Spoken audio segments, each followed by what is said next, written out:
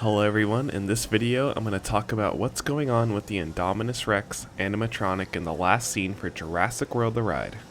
When Jurassic World first opened at Universal Studios Hollywood in July, we had an Indominus Rex animatronic, but it was just the head of one, and the illusion of a torso and arms were hidden behind trees and plants.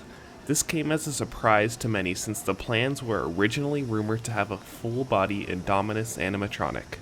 This version would lunge out at the T-Rex and create a battle-like moment between the two like in the first Jurassic World film. What happened here when the ride opened was the Indominus head would roar at the boat a couple times and then turn its head towards the T-Rex when it came out from the wall. The Indominus was nowhere near the T-Rex. This was a huge disappointment upon first riding this attraction, and I'm sure many felt the same way. Jurassic World is still a great update from the original, but it was missing that final battle between the two dinosaurs to really wow guests before they plunge down the drop. That takes us to the situation right now. Why is the Indominus Rex head missing, or why is it behind these black tarps? The rumor of a full-body animatronic is true and it's on its way. The reason it wasn't there from the start is simply because it wasn't ready. Unlike reusing the T-Rex animatronic, this one had to be built from scratch, and I assume is going to be more advanced and fluid than the T-Rex. There could be other reasons like difficulty in programming the motions, or there was severe wear and tear on the mechanics and outer skin from testing. Some proof of a full-body animatronic was shown here in a behind-the-scenes look for the ride. I'm sure they did this so that when the people look back at this video in the future, it will show the full body in the video and on the ride. The head from opening day was only temporary. Another question to bring up is what are they going to do with the Indo head once the full thing has replaced it? We already have an Indo head from the ceiling when you drop down into the final show building.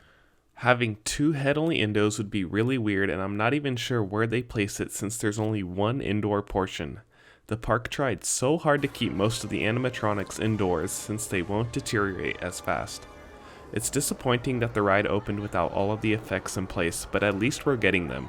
The park wanted to get this open during the summer since they were already past their deadline from the proposed 9 to 10 month conversion period.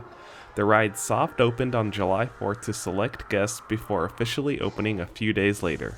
Which brings up another interesting point of the Indominus head in the final scene. The park already knew the full-body Indo was going to be behind schedule, and I guess this was a quick alternative to the more advanced version. There's also rumors about the Predator Cove portion of the attraction. There might be some additions and fixes that will enhance that part of the ride.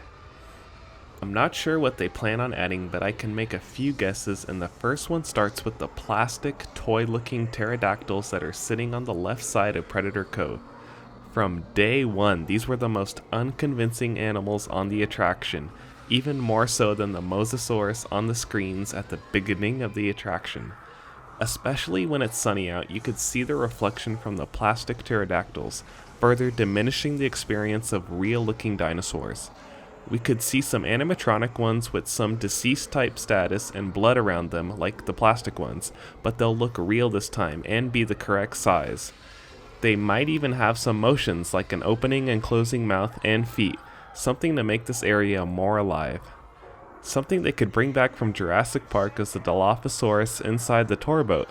The space is still there and again would really liven up the area. The renovations of this portion is a rumor, and there's no guarantee it'll happen like the full-body Indominus Rex.